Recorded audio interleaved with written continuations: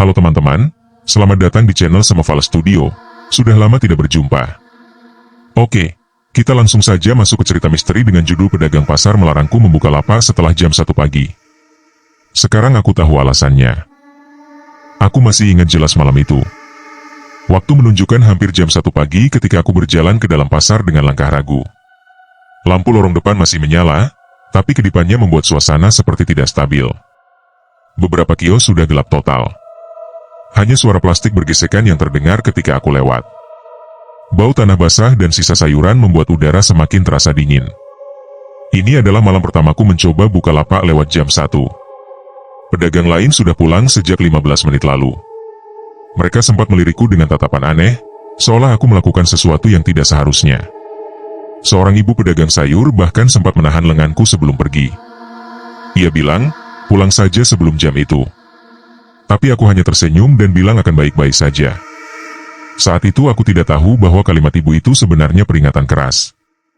Aku pikir semua itu cuma mitos pasar. Aku ingin membuktikan bahwa aku bisa dapat rezeki lebih kalau buka lebih malam. Aku butuh uang tambahan dan pasar terlihat aman-aman saja. Jadi aku tetap membuka lapak kecilku yang hanya berisi beberapa barang sederhana. Namun beberapa menit setelah jam 1 lewat, udara tiba-tiba berubah. Rasanya seperti ada seseorang membuka pintu kulkas raksasa. Dinginnya menusuk kulit. Aku menarik jaket tapi tidak banyak membantu. Lampu lorong sebelah kanan meredup perlahan. Aku memperhatikan sekitar, tapi tidak ada siapapun. Tidak ada pembeli, pedagang, bahkan suara tikus yang biasanya ramai saja tidak terdengar malam itu. Aku mencoba sibuk merapikan barang, pura-pura tidak peduli. Tapi jantungku mulai berdebar ketika mendengar suara aneh dari ujung lorong. Suara itu seperti gesekan kuku panjang menyentuh lantai. Pelan tapi cukup jelas. Aku menelan ludah dan menatap ke ujung lorong itu. Kosong. Hanya tumpukan kotak bekas. Aku tetap bertahan. Aku pikir mungkin hanya suara plastik terbawa angin. Tapi suara itu muncul lagi. Kali ini lebih dekat. Seperti ada yang merayap pelan menuju lapakku. Aku berdiri dan memasang telinga, mencoba memastikan. Semakin lama suara itu seperti memutari kios kosong di dekatku. Tiba-tiba salah satu kotak kardus di sana jatuh sendiri. Tidak ada hewan, tidak ada orang. Tapi aku jelas melihat kotaknya tergeser sebelum jatuh. Entah kenapa bulu kuduku meremang. Suasana pasar terasa seperti tidak wajar. Dan yang paling membuatku tidak nyaman, hawa dingin itu semakin kuat. Seperti ada sesuatu yang membawa udara dari bawah tanah. Aku memutuskan menutup lapak lebih cepat malam itu. Tapi bahkan saat aku membereskan barang, aku merasa sedang diawasi dari jauh. Ada perasaan berat, seolah sepasang mata mengikutiku dari balik kegelapan. Aku keluar pasar dengan langkah cepat. Begitu kaki menginjak area luar, udara kembali normal. Tidak terlalu dingin. Tidak ada lagi suara aneh. Tapi saat aku menoleh sekali lagi ke arah pasar, aku melihat ada sesuatu yang membuatku terdiam beberapa detik. Di ujung lorong, bayangan panjang seperti tubuh ramping berdiri diam. Tidak jelas, hanya siluet. Tapi aku tahu betul bahwa itu bukan tiang, bukan kain, dan bukan bayangan dari lampu. Seolah ada seseorang atau sesuatu yang sedang memperhatikan aku pergi. Aku tidak berani melihat lebih lama. Aku langsung berjalan pulang dengan pikiran berkecamuk. Malam itu aku yakin satu hal. Pasar tidak akan pernah sama lagi bagiku. Dan aku tahu aku harus kembali besok malam untuk memastikan apa yang sebenarnya terjadi. Namun aku belum tahu bahwa apa yang menungguku jauh lebih menyeramkan daripada yang kupikirkan. Malam berikutnya aku kembali ke pasar dengan perasaan campur aduk. Di satu sisi aku takut, tapi di sisi lain rasa ingin tahuku justru lebih besar. Apa yang kulihat semalam terlalu aneh untuk diabaikan. Mungkin memang cuma bayangan, mungkin hanya imajinasiku yang capek. Tapi ada bagian dari diriku yang tidak percaya begitu saja. Jadi aku membawa kamera kecil yang biasanya kupakai untuk merekam barang dagangan. Kamera itu akan kutaruh di sudut lapak untuk merekam kalau terjadi sesuatu. Saat aku masuk ke pasar, suasananya hampir sama seperti hari sebelumnya. Ramai menjelang tengah malam, tapi ketika mendekati jam 1, semua pedagang mulai menutup lapak. Lampu kios mati satu persatu. Aku melihat pedagang tua penjaga gudang lewat sambil menatapku lama. Ia seperti ingin mengatakan sesuatu, tapi hanya menghela napas lalu melanjutkan langkahnya tanpa bicara. Tatapan itu membuatku sedikit ragu, tapi aku tetap membuka lapak. Jam menunjukkan 12:50. Hanya tersisa 4 pedagang di area itu. Mereka bergerak cepat membereskan dagangan. Ada yang tak sengaja menabrak ember sampai bunyi bergema. Ia langsung memandangku seperti aku melakukan kesalahan besar. Lalu tanpa alasan jelas, ia menyuruhku pulang. Aku hanya tersenyum tipis dan bilang semuanya baik-baik saja. Ketika jarum jam menyentuh angka 1, suasana berubah lagi. Dingin itu datang tiba-tiba, bahkan lebih menusuk dibanding malam pertama. Seolah ada angin sangat dingin lewat tepat di belakangku. Aku memeluk tubuh dan mencoba tetap tenang. Kamera yang kupasang mulai merekam. Aku berharap tidak terjadi apa-apa, tapi jujur saja aku tahu harapanku sia-sia. Lalu suara itu muncul lagi. Gesekan pelan di lantai. Suaranya teratur, seperti kuku panjang memukul ubin satu persatu. Klik. Klik. Klik. Aku menoleh ke kanan, ke lorong tempat tumpukan kotak semalam. Dan benar, kotaknya sedikit bergerak. Hanya sedikit, tapi cukup untuk membuat napasku sesak. Aku menunggu. Tidak ada angin. Tidak ada hewan. Semua diam, tapi kotak itu bergerak lagi. Lalu aku melihat sesuatu muncul di balik kotak. Pertama hanya bayangan gelap, lalu perlahan muncul sepasang mata. Bukan mata hewan. Bentuknya bulat besar, berkilat, tapi keruh seperti habis menangis terlalu lama.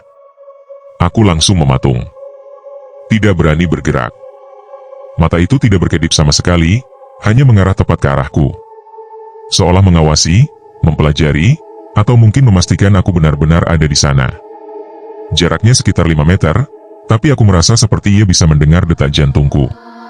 Kemudian mata itu menghilang. Bukan mundur. Bukan pergi. Lebih seperti tiba-tiba menunduk atau merayap ke bawah.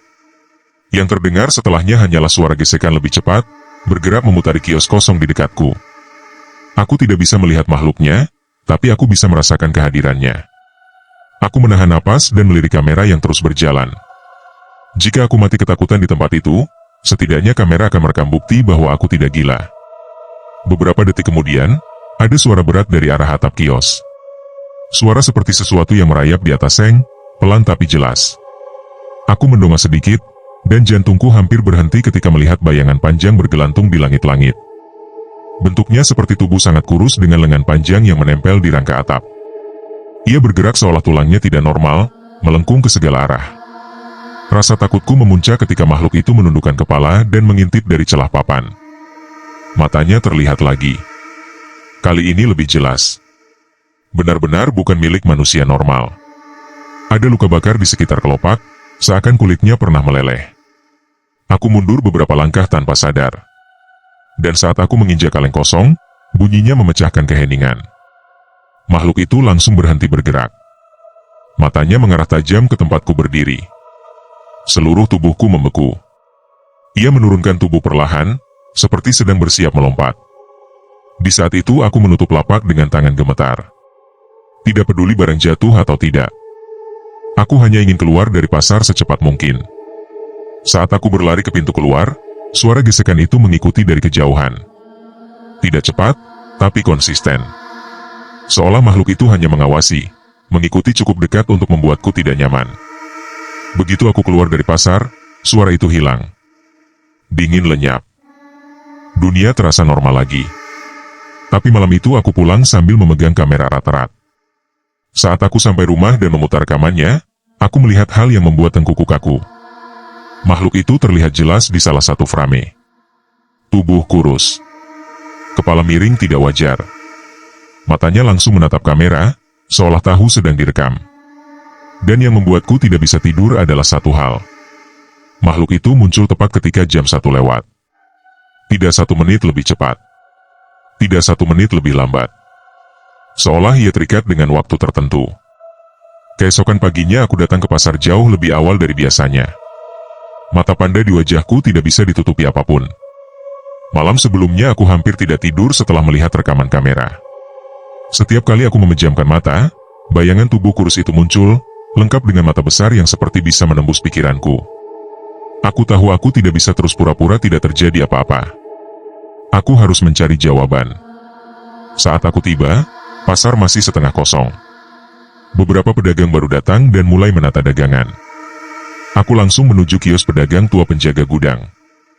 Ia sudah ada di sana, duduk di bangku kayu sambil memotong tali karung. Ketika melihatku, ia mengangkat kepala dan tatapannya langsung berubah serius, seperti ia sudah tahu apa yang kulihat semalam. Aku duduk tanpa diminta. Suaraku bergetar ketika mulai bicara.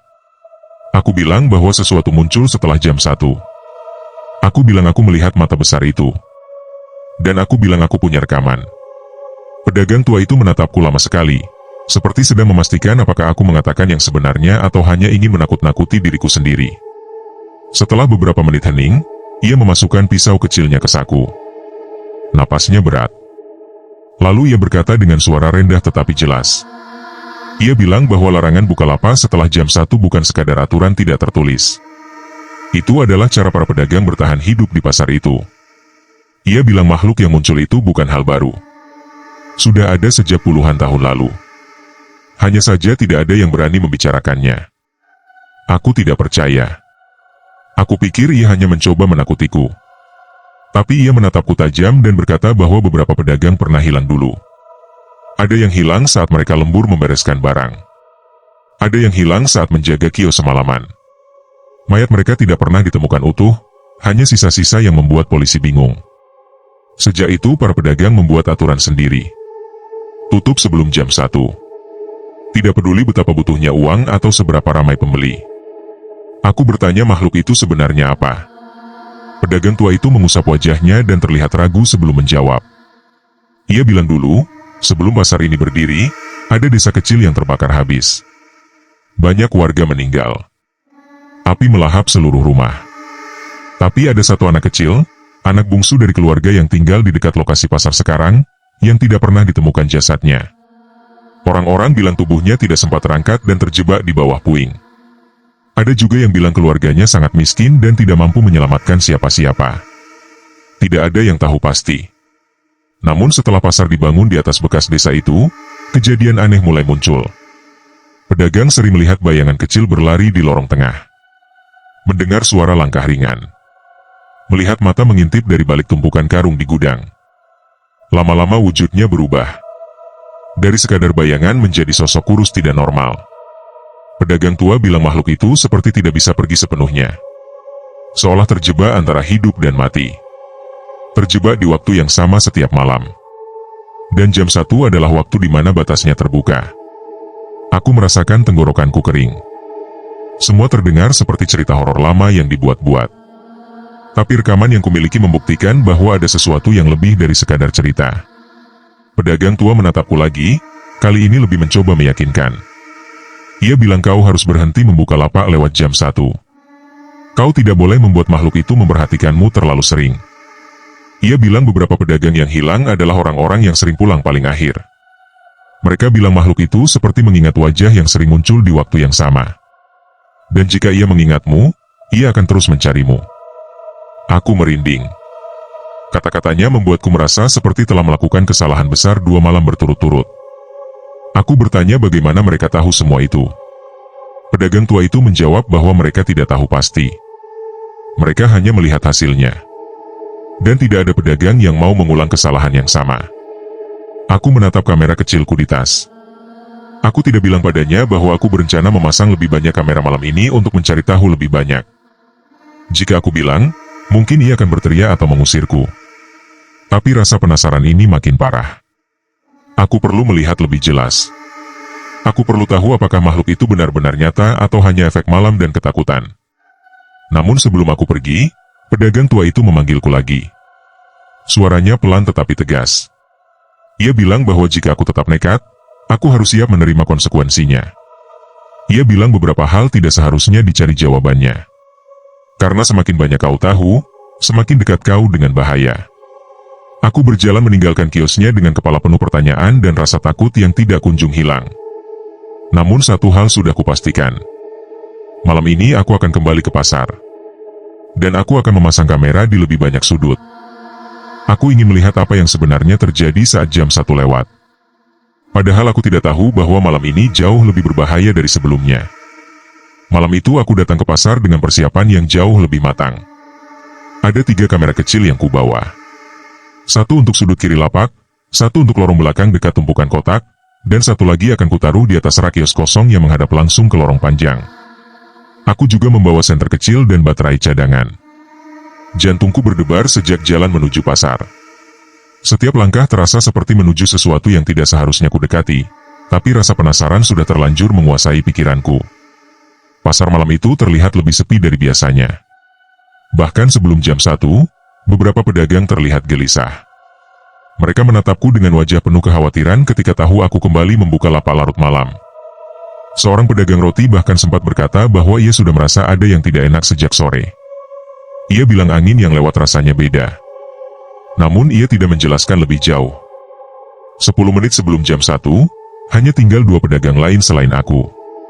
Mereka membereskan dagangan dengan terburu-buru, seperti dikejar sesuatu yang tidak terlihat. Lampu-lampu kios perlahan meredup satu persatu, menciptakan bayangan panjang yang membuat lorong tampak semakin sempit. Aku memasang kamera dengan cepat sambil memperhatikan jam berkali-kali. Ketika jarum detik menyentuh angka 12 tepat, muncul dingin itu lagi. Kali ini jauh lebih kuat. Udara seperti berubah menjadi embun es. Napasku terlihat tipis di udara seolah aku berada di ruangan yang sangat dingin. Semua suara hilang. Tidak ada langkah, tidak ada angin, bahkan suara tikus pun tidak ada. Kamera mulai merekam. Tanganku sedikit gemetar, tapi aku berusaha tetap diam. Lalu suara itu datang. Klik. Klik. Klik. Suara kuku panjang menyentuh lantai dengan ritme yang sama seperti malam-malam sebelumnya. Kali ini suaranya lebih jelas, lebih dekat, dan tidak lagi datang dari satu arah. Suara itu terdengar di beberapa titik lorong sekaligus, seolah makhluk itu bergerak sangat cepat atau ada lebih dari satu. Aku tidak tahu mana yang lebih menakutkan. Aku berdiri dengan perlahan dan menoleh ke arah lorong kiri. Di sana, di balik kotak yang biasa bergerak sendiri, aku melihat tubuh kurus itu lagi. Pertama hanya bayangannya. Lalu perlahan muncul bagian kepala. Lehernya panjang dan tampak bengkok. Kulit wajahnya seperti meleleh dan mengering. Matanya besar, cekung, dan berkaca-kaca seperti menahan tangis. Namun cara ia menatap membuat bulu kuduku berdiri.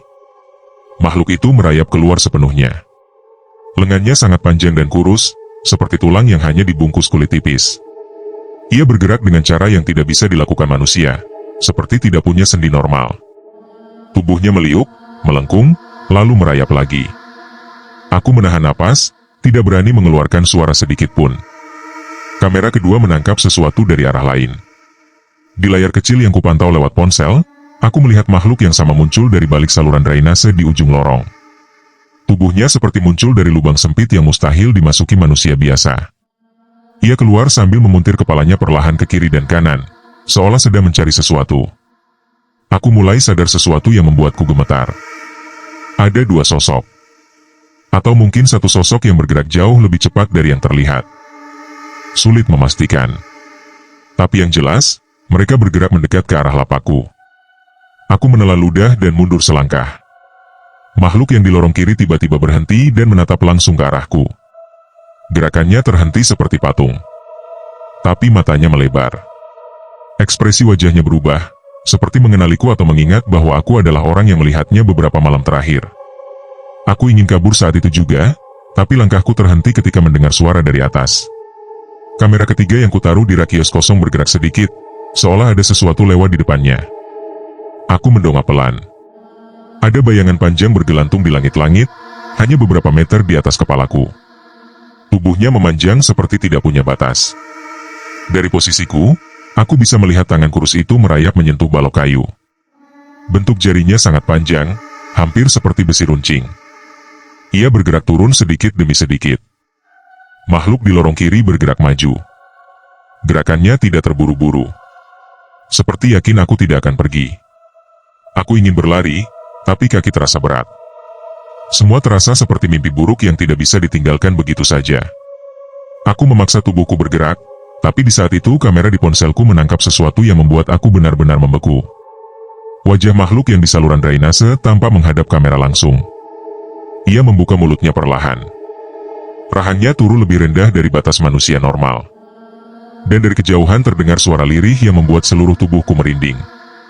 Suara itu seperti suara anak kecil yang sedang memanggil seseorang. Pelan, putus-putus, dan sangat menyayat hati. Ia berkata dengan nada yang hampir tidak terdengar. "Ibu, aku pulang." Mataku membesar. Tenggorokanku terasa tersekat. Kata itu mengulang beberapa kali.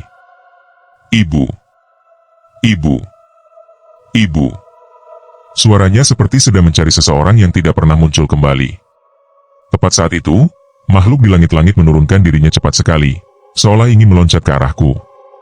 Aku langsung berlari sekuat tenaga menuju pintu keluar. Langkahku memantul di lantai, napasku terengah, dan suara gesekan makhluk itu mengikutiku dari belakang. Lorong yang panjang terasa seperti tidak pernah habis. Aku menoleh sekali, dan dalam cahaya redup aku melihat tubuh kurus itu merayap mengejarku dengan kecepatan yang tidak seharusnya dimiliki makhluk hidup.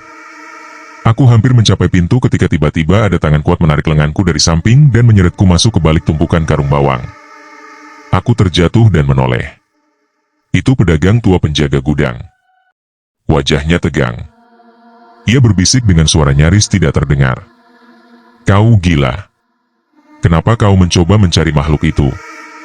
Sekarang ia benar-benar memperhatikanmu." Aku mendekap lutut sambil menahan napas.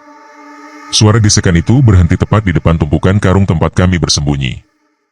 Makhluk itu berada hanya beberapa langkah dari kami.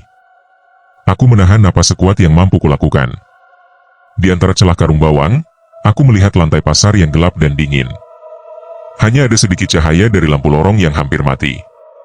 Suara gesekan itu berhenti tepat di depan kami. Seolah makhluk itu sedang berdiri diam sambil mengendus sesuatu. Pedagang tua di sebelahku menempelkan jarinya di bibir, memberi isyarat agar aku tidak bergerak sedikit pun. Suasana begitu sunyi hingga aku bisa mendengar degup jantungku sendiri. Keringat dingin mengalir di pelipis. Dari balik karung itu, aku melihat bayangan panjang bergerak naik turun. Makhluk itu sepertinya menunduk, mencari sesuatu di lantai. Lalu ia mengangkat kepalanya pelan, dan dari sudut pandangku aku bisa melihat sebagian wajahnya. Kulitnya gosong dan retak seperti tanah kering. Matanya besar dan cekung, menyapu area di depan tumpukan karung tempat kami bersembunyi.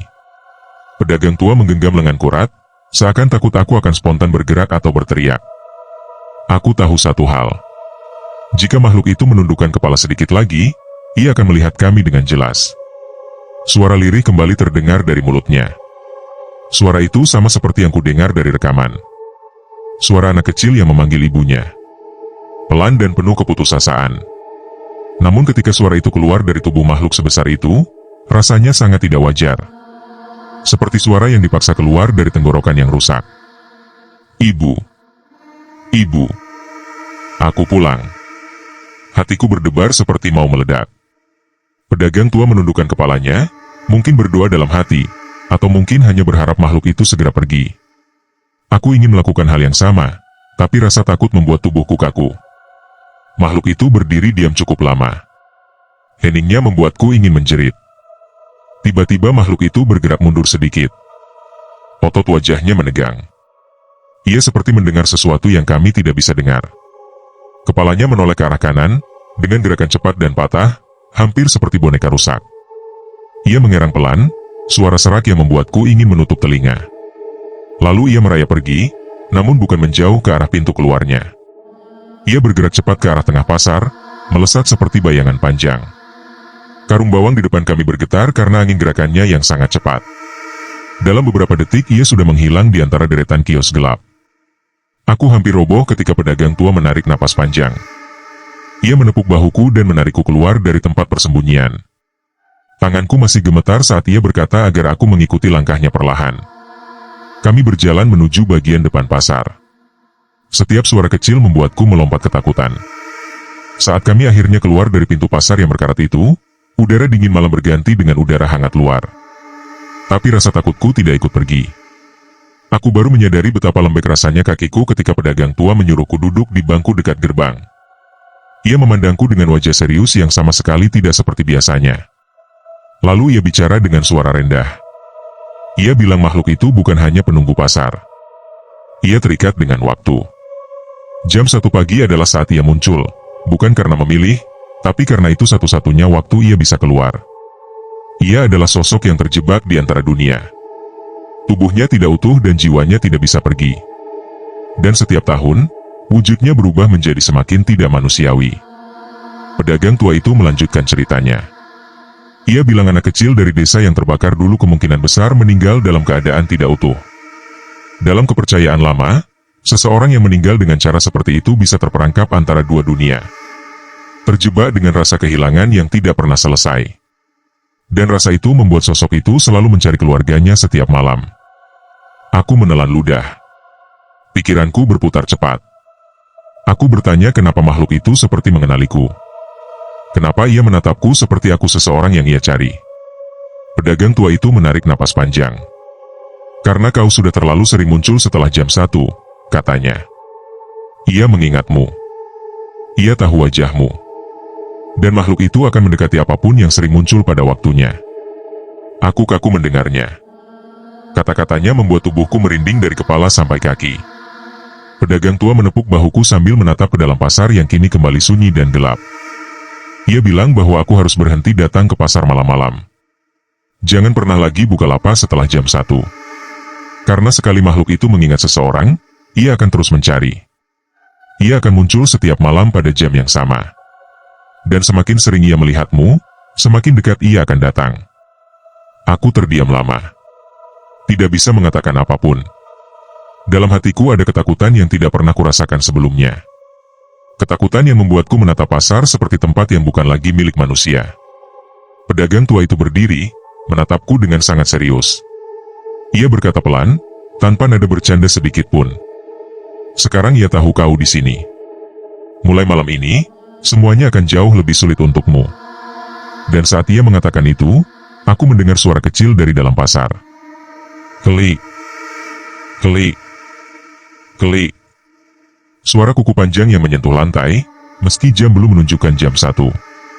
Seolah makhluk itu tidak mau menunggu lagi. Suara klik itu semakin jelas. Aku berdiri perlahan, menatap pintu pasar yang gelap. Pedagang tua langsung mendorongku pergi menjauh dari gerbang. Tapi rasa takutku membuat langkahku terseret. Aku hanya bisa menatap ke arah pintu yang terbuka sedikit itu, menunggu sesuatu muncul dari balik bayangannya. Namun yang muncul bukan tubuh kurus itu, melainkan sesuatu yang jauh lebih mengerikan.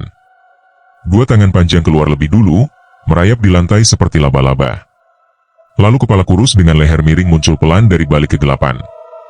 Tapi kali ini wajahnya lebih jelas. Matanya membesar, tatapannya tajam namun kosong, dan rahangnya terbuka lebih lebar dari yang pernah kulihat sebelumnya. Luka gosong di wajahnya tampak lebih pekat, seperti baru terbakar ulang. Ia bergerak maju dengan tubuh merayap. Setiap hantaman kukunya ke lantai membuat suara klik yang menggema di seluruh area depan pasar.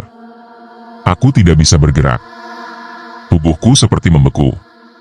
Pedagang tua berbisik cepat sambil menarik bajuku. Pergi dari sini sekarang. Tapi makhluk itu tiba-tiba menegakkan tubuhnya, berdiri dengan posisi aneh seperti tulangnya tidak terpasang di tempat yang benar. Lalu ia mengeluarkan suara lirih.